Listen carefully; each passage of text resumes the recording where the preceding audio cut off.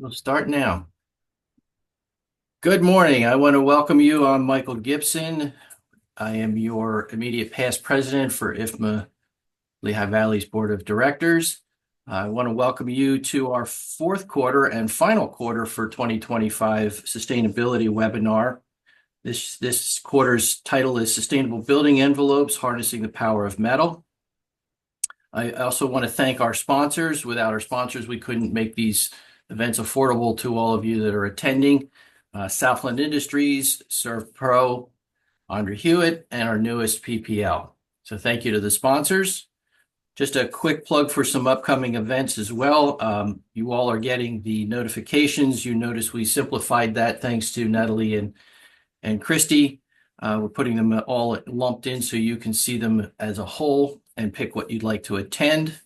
We have on November 6th the tour, a under construction tour of the Upper Macungie Township Community Center. That is a heavy timber project going up on Grange Road. Food and beverage will be provided at that late afternoon, early evening event. On November 20th, we have a tour of CF Martin Guitar up in Nazareth. That is to show their new experience center and also a full tour of their manufacturing facility. And then our holiday social and awards program is December 5th. I think I've covered everything through to the end of the year. I do want to let you know this event's going to be recorded. We will post it to the IFMA chapter website within 72 hours, and a link will go out to all of the attendees today as well. So you will get that link, and if you don't see it, you can certainly go to the website.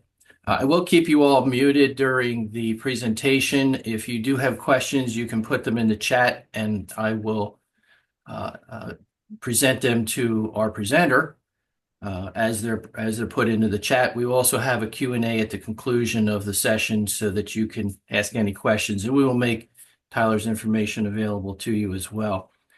For anybody that does need continuing education units, Tyler will be processing those forms, whether for AIA purposes. You can also, when you get that form and an email from him, you can use it, some of you, for your certifications for IFMA as well. But you will have to submit that to IFMA. Tyler will take care of supporting for anybody that needs it for AIA purposes. With that, I am going to turn it over to Tyler Fryman of ATAS International, today's presenter. Hi, thank you, Michael. And I just wanted to do a little introduction about myself before we jump into the presentation. So I've been with ATAS for 8 years total tenure now. And I actually started out in the shop in the shipping department. So when I first started, I did a 15-ton overhead crane. I loaded trucks all day, and I also did forklift operation, packaged orders, screws, and all that stuff. And then I eventually moved on to helping roll form and break form some of our panels and trims in our facility here. And there was an internal job opening for inside technical sales. So I applied for that, and my sales pitch was, I don't know anything about sales, but I know everything about your product. So it happened to work out. So I did inside technical sales for 3 years. Learned how to, read architectural drawings, specifications, do material takeoffs based off of that. And now I've moved into an outside sales role. So I'm doing more of like job site visits, AIA presentations, and kind of, going around and driving business into the company.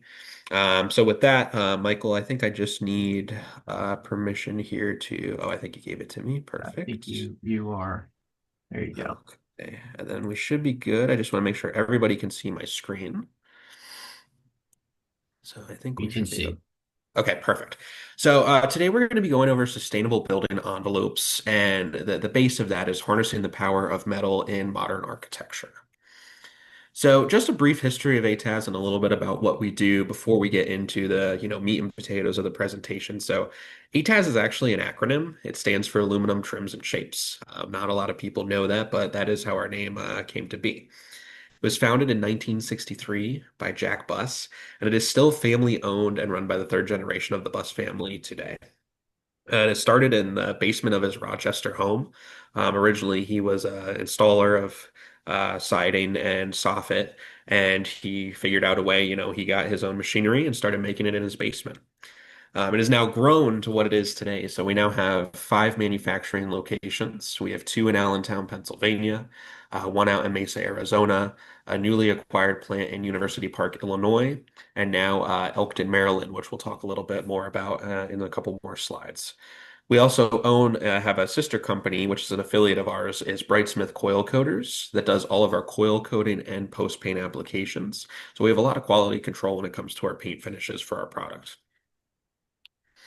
So ATAS, some people may know ATAS just of like standing seam metal roofing or some soffit applications, but we've really grown to include the full building envelope for architectural metal. So we do metal roofing systems. That can be a snap lock or a mechanically fastened system.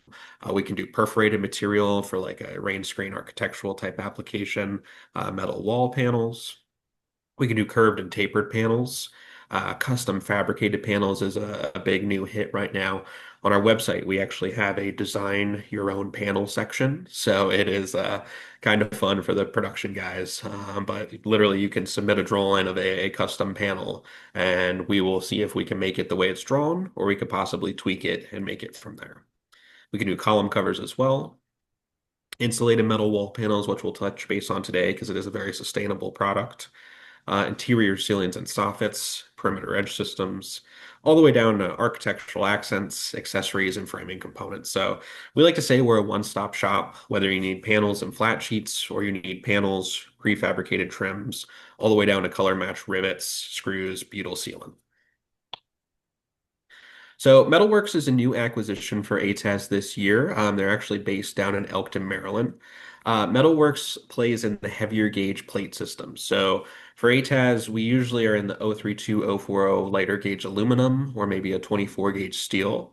Where Metalworks comes into play is they start off at like a 080 aluminum, 090, zero point 0.1, all the way up to quarter inch. So they're doing some very heavy gauge systems.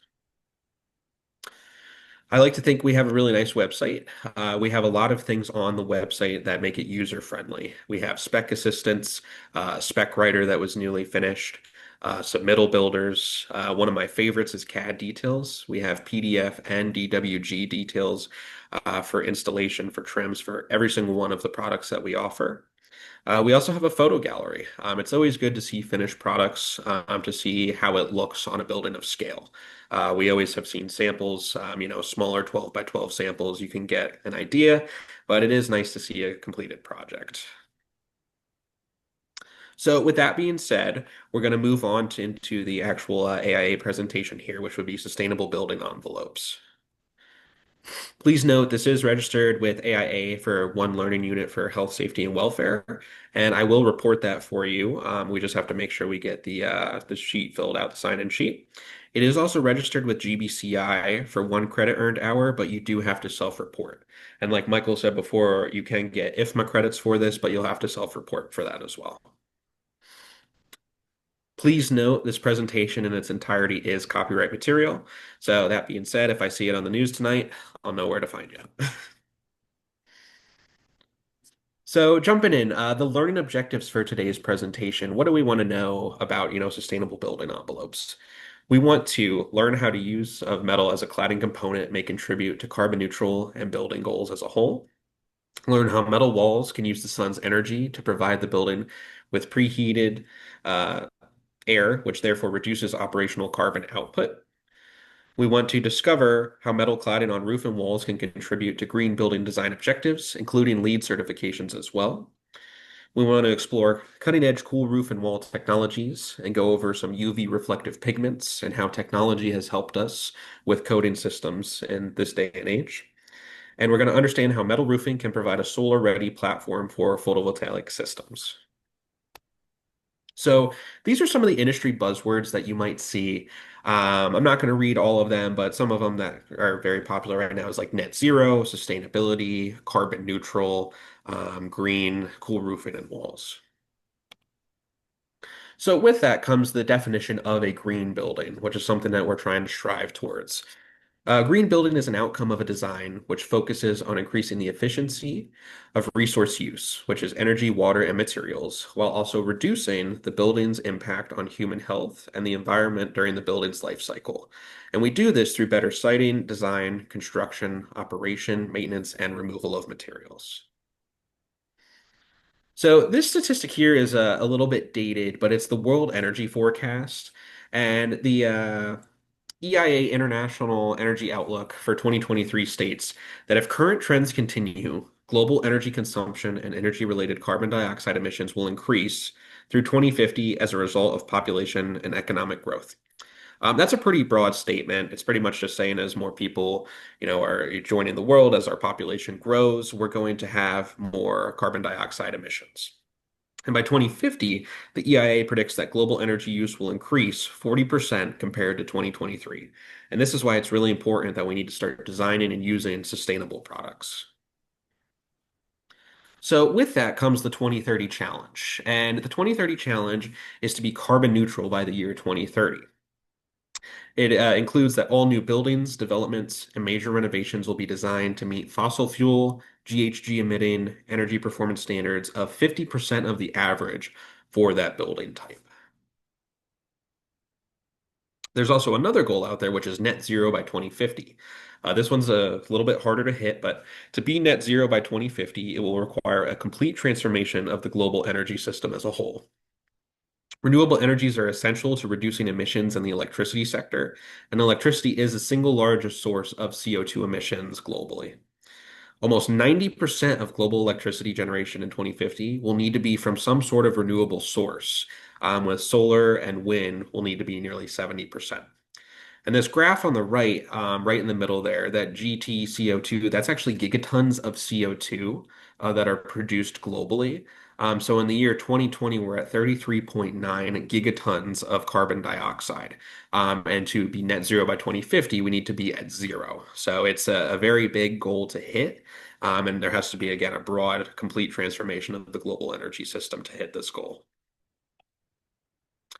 So this is showing since 2010, installed capacity of solar panels expanded 40-fold, and wind grew six-fold, bioenergy 2.5, and hydro 1.4. But electricity demand still increased faster than clean power generation demand. So we're heading in the right direction, but we're still being outpaced by the demand for electricity. So, with that being said, this kind of brings us into where we come into play, which is the energy consumed in the life of a building. So, this is showing the annual CO2 emissions of a building throughout its lifespan. So, 28% is from building operations itself. That's just the day-to-day, running electricity, straight building operations. And 11% is from building materials and construction. This here is showing the global warming potential by the Construction Specification Institute division.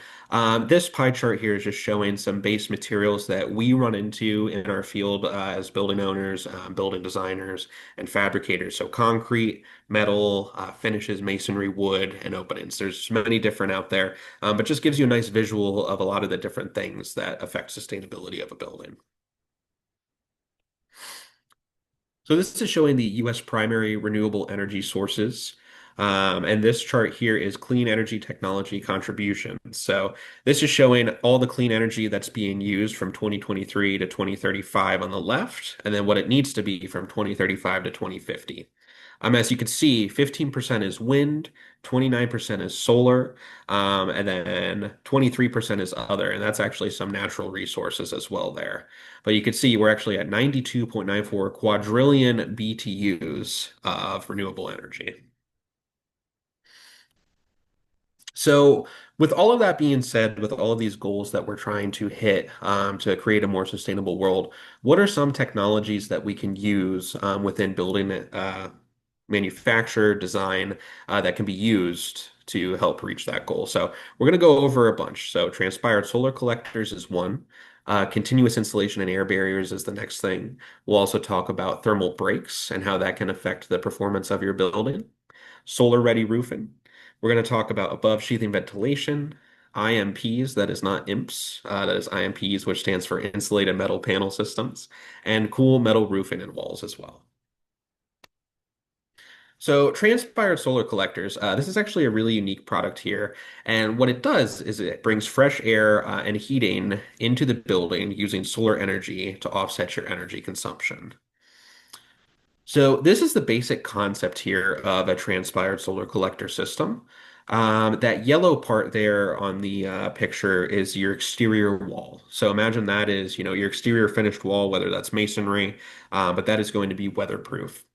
From there, you're going to create a plenum, which is an air gap with some girts, and that gap can vary anywhere from 4 inches to 8 inches, depending on the size of the building and depending on how much surface area you have of the system itself.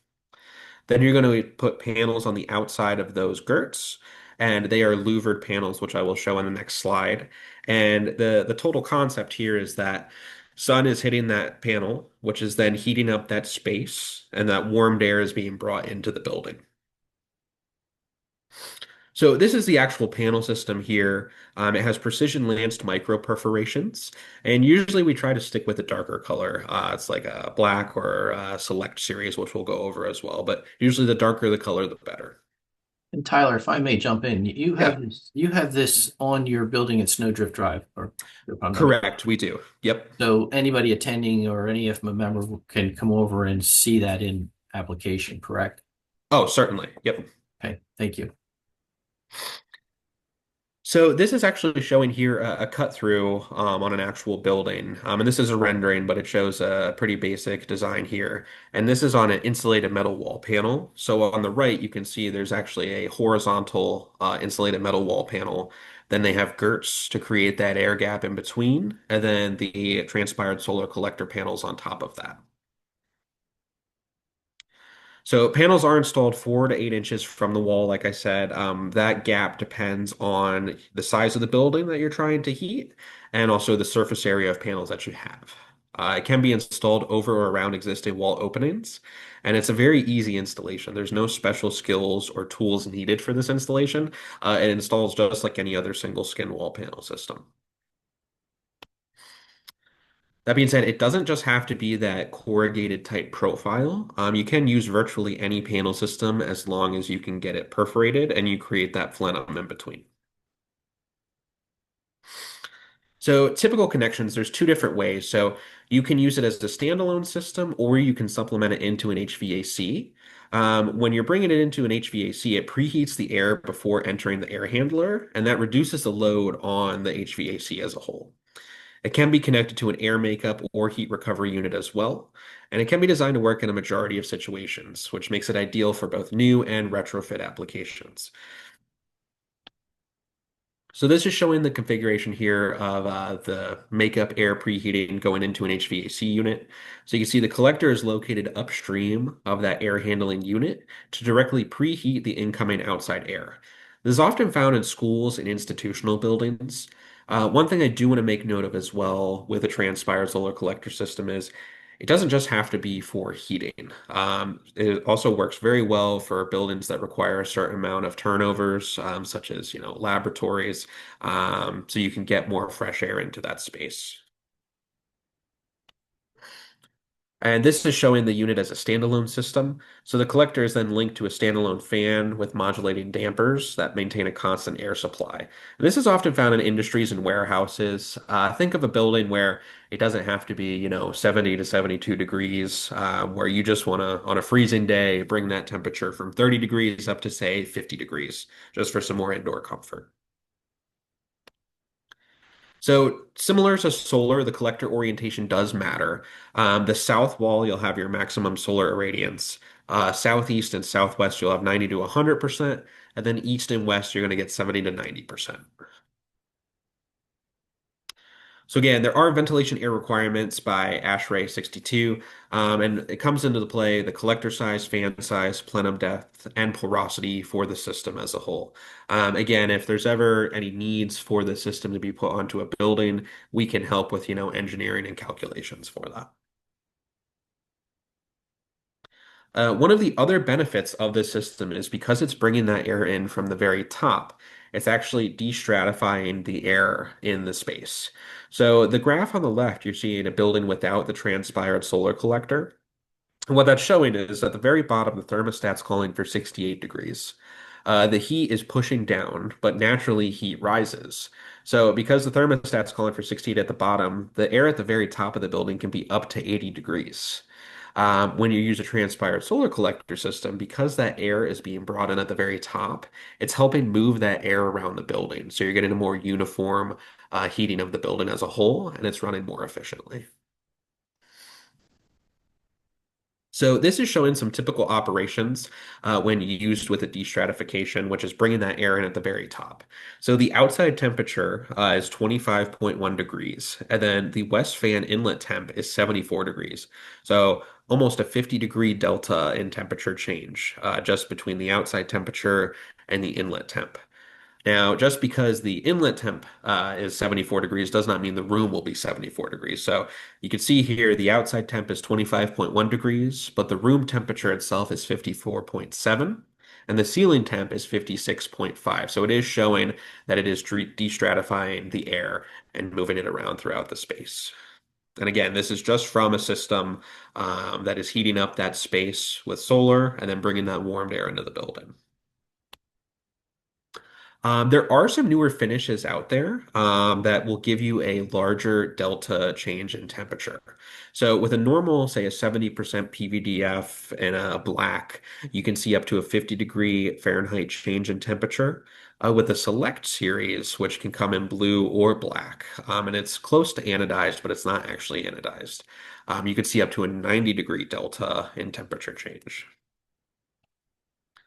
So with the collectors and the select surface, there's a lot of comprehensive testing requirements that go along with it. The system as a whole has thermal and structural testing. So for the North American market, that leads to an SRCC certification. And then for international markets, it leads to a solar key mark certification. And all collectors must be certified. So this is a picture here showing the transpired solar collector with the Select Blue series finish on this building here. And again, it doesn't just have to be for a warehouse. You can see there's a bunch of different types of applications here. That one on the top left is actually the top of a gymnasium for a school. And in the middle right, you can see it's actually on the outside of a building. They used it as an architectural band, but then we're also able to bring heat in through that space as well. And there's other uses as well that you may not have thought of. The system is very adaptable and can be designed for use in a variety of drying applications. One of the ones that I'd like to bring up the most is for a firehouse. What do you do with the wet fire hoses once you're done? There's been cases where they've used these panels just to heat up a small space where they then put their fire hoses to dry them out. Or the picture on the right shows herbs and spices that are being dried in Colombia. So this is actually a case study here that we had for the transpired solar collector system. And for this case study, it was a very low ventilation air requirement. The main objective of the system was to heat the space. There's two fans, which are 9,000 cubic feet per minute capacity each. And we have 3,602 square feet of solar collector area. Dark bronze was the color, and it faces 16 degrees towards the southwest. And this is a little bit of a Q&A here, but does anybody want to guess what the actual cost was to heat this building for the year? And I'm talking, this is a building that's located where we live in the Northeast. Goes through the winter. And again, it's not heating up to like 72 degrees. It's a warehouse space. So we could see that, 25-degree to 50-degree delta change. And if you want to type your responses, I'm sure Michael can read them to me. Tyler, whoever gets it right will throw in an extra meal ticket at our next event. Oh, perfect. No, no, no responses. Christy should know this one. No responses. Oh man. Well, no free meal tickets then. No, no extra free meal ticket. All right. Well, it's only Oh, $150. Fran Believe it threw or not. Fran threw in 10,000 a year. Oh, nope. Hold on. You didn't see that, Fran. Now, believe it or not, it's only $150 a year. And that's what brings into play this system as a whole. There's nothing specifically unique about it. It's just how the system is put together. So it goes together just like any standard single skin rain screen style application. And it brings into play a lot of sustainable aspects of we're not using a main HVAC, we're using less electricity. That $150 was only the electricity to run the fans. So that's the only, otherwise it would be completely, cost-free system. So this is showing the temperature delta differential on a sunny day. Again, you're going to see the most change here between noon at 12 p.m. to 6 p.m. When the sun is out and shining the most on the system. There are some government incentives for a system like this. There's federal investment tax credits for solar space heating technology is 30%. There's numerous state tax incentives as well, which you'd have to check for your local state regulations. The payback period for a system like this is generally 3 to 8 years for retrofit applications and commercial buildings. And the fuel cost typically controls the payback period. So what they mean by that is if, say, you're bringing that from 25 degree to 50 degree, and then you're using your HVAC to go from 50 to 72, that would be your fuel cost of running that HVAC to bring it up to that system. So it is a very green system. It converts up to 80% of the sun's radiation into non-polluting warm air. It's a very cost-effective way to meet code requirements for ventilation. It does improve indoor air quality because it is bringing fresh air into the building. It's very minimal maintenance. It's maintenance free for the most part. It's a 70% PVDF paint finish. The recommended maintenance on that is a freshwater rinse once every 6 months. So if it rains where you are, as long as you're not in the desert, you should be okay. And it does have a very favorable environmental impact. It reduces energy consumption and carbon footprint and can contribute towards the LEED credits as well. So this is some of the LEED credits that it can actually contribute towards. I'm not going to read too far into these, but we're just going to go over the main objectives here. So integrative process, you have three for energy and atmosphere, three for materials and resource. You have one for indoor environmental quality and one for innovation as well. So, with that being said, we are going to move on from the transpired solar collectors and now move into continuous insulation and air barriers. So, what is continuous insulation? I'm sure most of you know, but continuous insulation, otherwise known as CI, is required by ASHRAE 90.1, which is the US standard for all commercial and residential buildings. And it's defined as insulation that is continuous across all structural members without thermal bridges, other than fasteners and service openings. So this is a snippet here showing the air barrier. So an air barrier is a system of materials designed to control airflow between a conditioned indoor space and an unconditioned outdoor space. And we're trying to make sure that none of the rain gets into the building, but we also don't want to trap any moisture within that assembly either. So we want to allow it to dry out from within as well. So this is showing here a basic system assembly here. So we have our exterior cladding, our insulation, our air and vapor barrier, and then an exterior gyp sheathing as well. And on the left here, it's showing that we're trying to stop the heat flow through the framing and wall, or the heat loss from that building itself. It comes into play, the climate map here is a weather-resistant barrier that might work for the moist climate A zone, might not work for the dry B zone or the marine C zone as well. So depending on where your project or building is located, you might have to use a different weather-resistant barrier for that application. So there's different types of insulations out there. You have mineral fiber, rigid foam, and insulated metal panels as well that can all help your building be green. So, with that being said, the effect of cladding attachment on an assembly can affect the thermal performance and may cause thermal short circuits. Some examples of that are the amount of material that penetrate the insulation, the conductivity of the material penetrating the insulation, and the amount of contact area between all bridged and connected parts. With that being said, there are engineered subframing assemblies for thermal efficiency out there to mitigate that thermal bridging. Thermostop is one of them. There's also some other thermal bridge isolation assemblies such as Nightwall, Smart CI or Green Girt. The one on the very right in the middle is a ASV shim and above sheathing ventilation shim, or even down to just some other subframing members as well. So this is one of my favorite things about this presentation. So this is showing insulated metal wall panels with a barrier backup system. So this is an alternate to your standard multi-component wall assembly. Provides your air and vapor barrier, insulation, and your metal drainage plane all in one system. It's for use with exterior facades such as single skin metal or metal composite material panels, and does require an integrated furring channel or Z's depending on the type of facade. So there was a lot of verbiage that came out about that, but if you look at the picture on the right, you can see those red panels there are horizontal insulated metal panels. And an insulated metal panel is your entire wall assembly. You have your interior skin, your closed cell polyiso foam core, and then your exterior skin. Then they are attaching those girts, the subgirts that are the green color there, and they are attaching through the panel and back to the structural members. And then they are attaching a single skin metal wall panel rain screen on top of that. The main reason that this might be used is they don't like the look of an insulated metal panel because they can look very plain, more like a warehouse type application. But they love the efficiency of the panel and want to change the look and have something a little more architectural on the outside. So moving into insulated metal panels, they can be more architectural with the details that we use for them for the trims. So, insulated metal panels are a premier building product, and they're on the leading edge of innovation. They're typically formed by a continuously formed in place manufacturing process, which will actually bind the interior and exterior steel skins to a closed cell polyiso or polycyanurate foam core.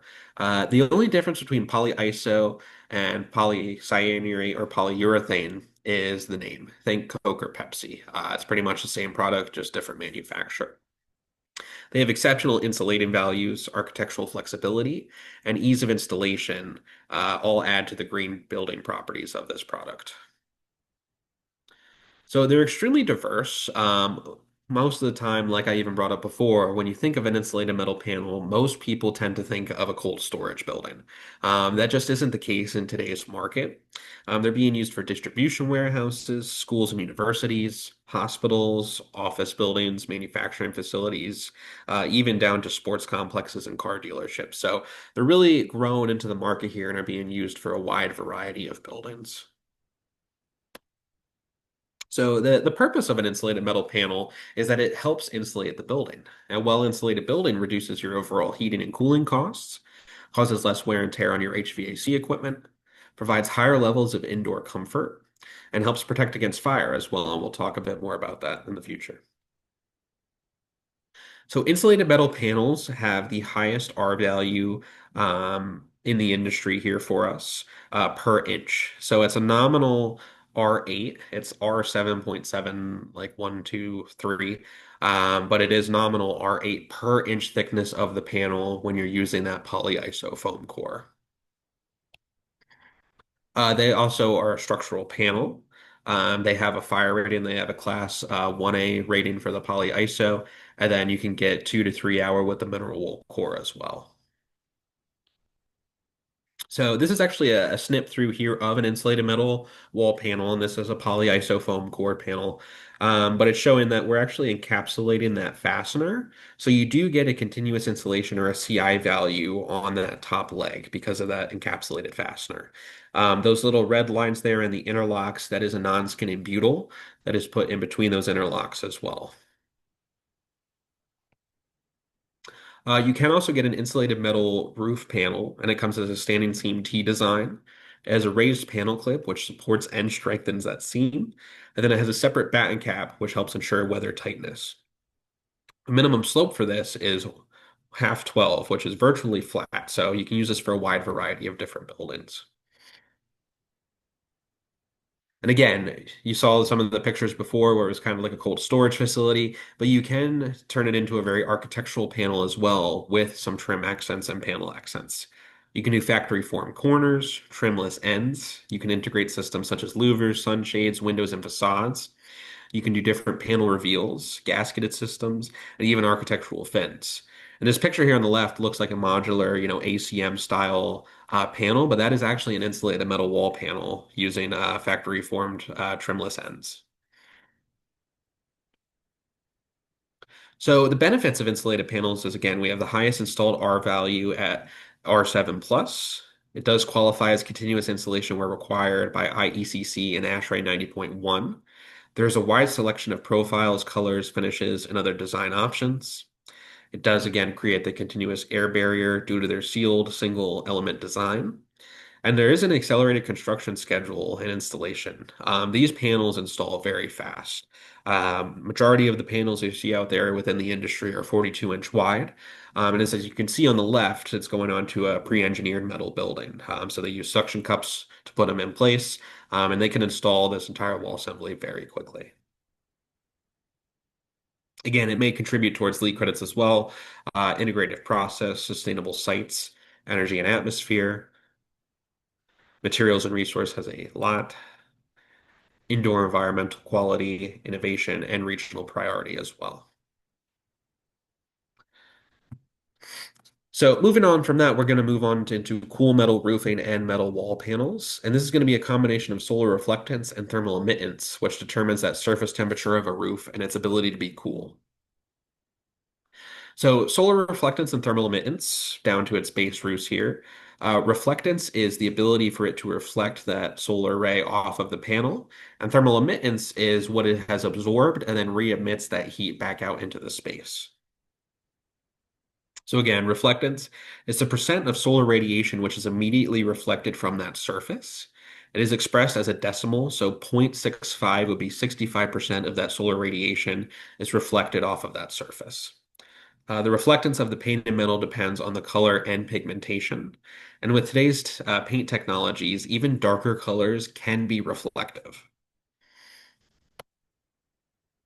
Versus thermal emittance, like we talked about before, is the percent of absorbed heat which is re-radiated out from that surface to its surroundings. And that's expressed as a decimal as well. So 0.90 would be 90% of that heat is re-radiated out. Materials with high thermal emittance cool down faster than those with a lower thermal emittance. So SRI, the solar reflective index, is a measure of the material's ability to reject heat, and that is shown by a small temperature rise. So for example, standard black has a reflectance of 0.05 and an emittance of 0.90 is a zero for an SRI, which is the solar reflective index. Whereas white, on the other hand, has a reflectance of 0.80 and an emittance of 0.90 is a 100 for an SRI. The SRI is calculated by interpolating between the values for white and black, so the in-between between those. And the materials with the highest SRI values are the coolest choices for a metal roof system. So this is a chart here showing just a bunch of different colors with an approved color family and their SRI values. So you can see at the very bottom we have red, dark blue, dark brown, greens, blacks, and even some darker grays. And then moving on up into the middle, we have bright red, medium to light gray, even a terracotta color. And then you have some of those metallics like that pearlescent copper, pearlescent white, moving all the way up to white and bright white, which have the highest SRI values. So, launched in January of 2022, companies can have their exterior wall products or roofs listed and labeled with information about the product's surface radiative performance. So, the CRCC will offer ratings for these approved products out there. It continues to gain an acceptance in the design and engineering community, and the focus for this is on solar reflectance to minimize heat gain into buildings as a whole. Another way that you can help mitigate heat being transferred into the building is by using an above sheathing ventilation system. So an above sheathing ventilation is created by airspace between the roof deck and the metal roof panel itself. The purpose of this is it reduces peak cooling demand in the summer and helps remove unwanted moisture. Painted metal with a 4-inch airspace has attic temperatures that do not exceed peak day outdoor air temperature. So that means that there's virtually no transfer between that system. And then above sheathing ventilation negates the heating penalties associated with cool roofing in the north by using the airspace as extra insulation in the winter months. So this is actually showing that above sheathing ventilation shim on the left and right. So it's actually that oval looking shim. And it's very easy to install. It just goes underneath the clip and then creates that airspace in between. And these shims can be stacked as well in increments up to 3/8 of an inch. They're very easy to install and they create that continuous airflow.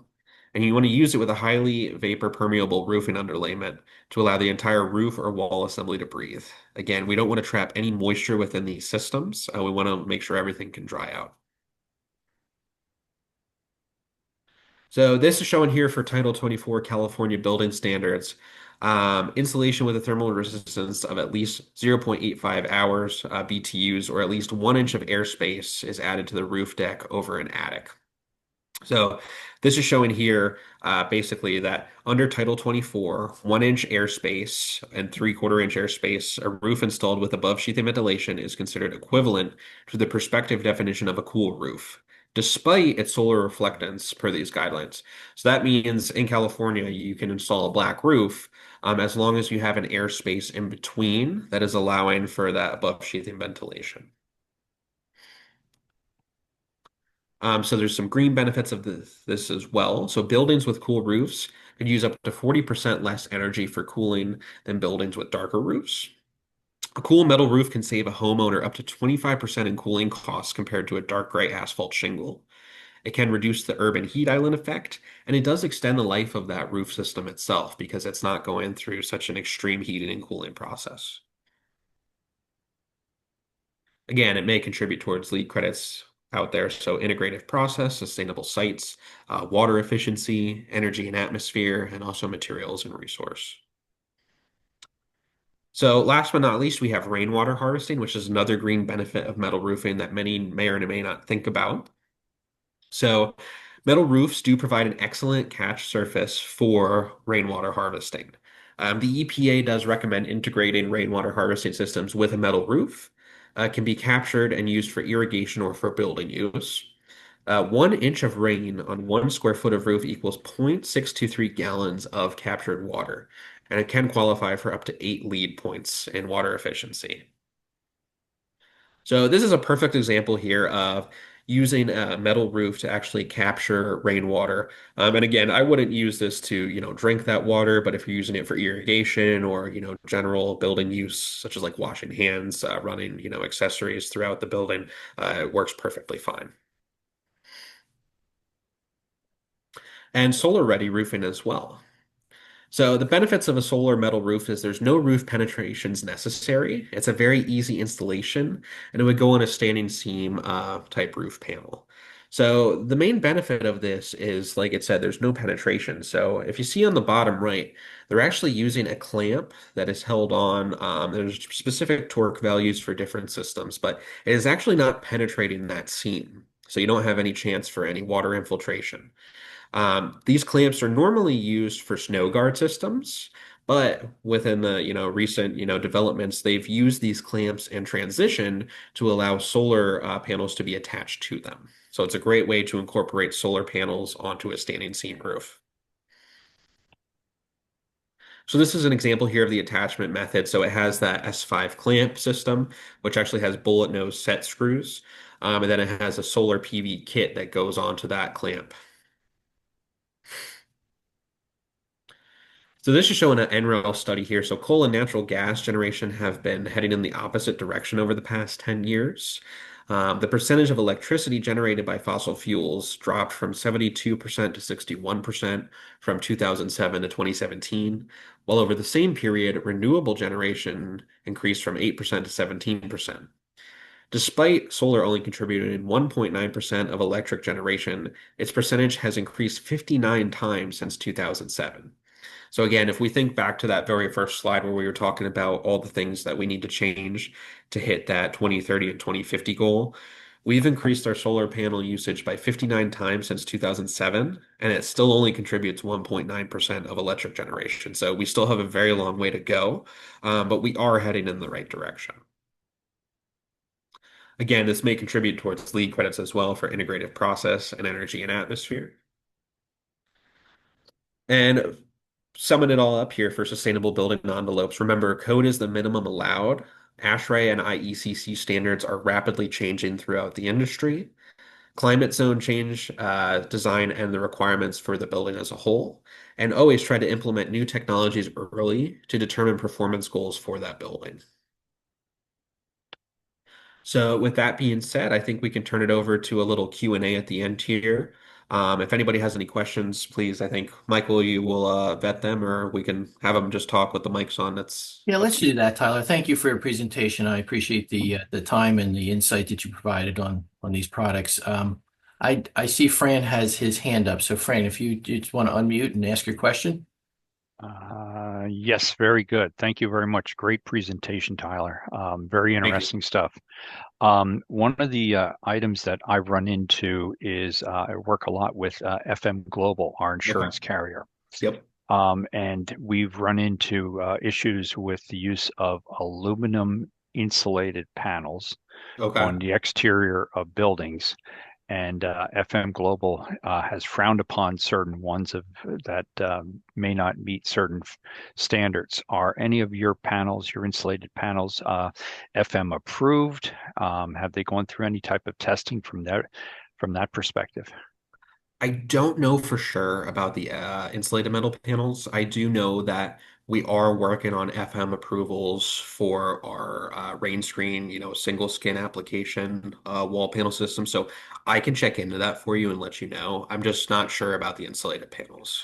Great, thank you. Appreciate that. I know Yep. that's been a big issue, and at several of our buildings, including the building where I am now, it seems to be a new area that FM Global has been digging into concerning the exterior skin of the building, Okay. and the possibility of their creating, they call it a chimney effect, Okay. where a fire could basically mitigate up through that channel. Yeah. And especially if it's an insulated panel, it has a material there that it could use to propagate the fire. So, Yeah, and that's where I don't know if you've looked into you can use a fire rated insulated metal panel. You right. don't have as high of an R value. So for a mineral wool core insulated panel, the R value drops to around 5 per inch thickness, which is still good. Uh, Hmm. but again, with that mineral wool core, you can get different hour ratings depending on the thickness of the panel used. Gotcha. I have a second question. Sure. So, in the application, how about a concrete wall system? Could you create your insulated barrier between a concrete wall and your outer metallic wall? Is that possible, or do you need to do any type of covering on the concrete? Are you referring to like attaching an insulated metal panel onto like a CMU? Yes. Yes. I would have to check into Yeah. that. I don't know for certain. Right. Right. Just curious. Yeah. Because Uh, I have seen applications where we've done like rain screen style applications Hmm. onto concrete, and with CMU we don't have the proper pullout needed with fasteners like with Tapcons. So we usually have to attach subframing to the Right. assembly and then panels onto that as well. But I'd have to check to see for insulated metal panels. Got it. Got it. Hey, great presentation again, Tyler. Thank you. Thank you. I appreciate it. Tyler, just a follow-up to both of Fran's questions. Mhm. The Inspire wall, Yes.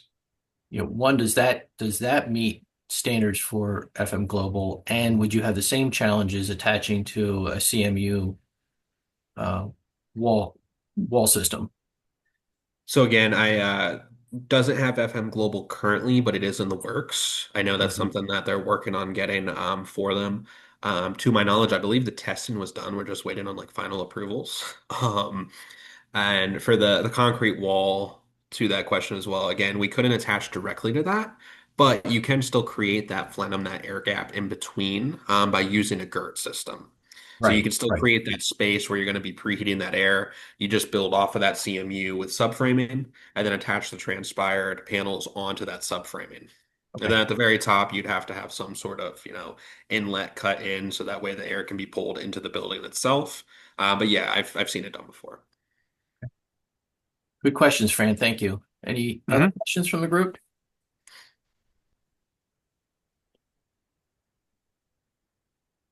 Okay. Um, just as I mentioned, and thank you, Tyler, again, we appreciate your presentation. For those that aren't aware, ATAS International is right out on Snowdrift Drive in Allentown, just off of Tillman. As I mentioned, you can see the Transpire product out on their building, and I believe you also have real-time indicators to show how it's performing. If anybody wants to contact Tyler, I'm sure he can arrange a tour or visit to that to see how that functions. As I mentioned, I will make this available, the recording available to all with the link within 72 hours of today. Also, I know some folks joined us late. Tyler will be getting out the form necessary for AIA credits. He'll submit that for those that are going to submit for IFMA certification CEUs. You'll have to submit that yourself. And I will be sending that list of all attendees to Tyler. So when you look for your AIA credit certification, it'll come from Tyler, not from IFMA or myself. Any further questions? All right. Well, we thank you very much. We hope to see you at an upcoming event in the near future. And thank you again, all. Have a great day. Okay. Thank you all so much. Thanks for having me. Thanks, Mike. Thanks, Tyler.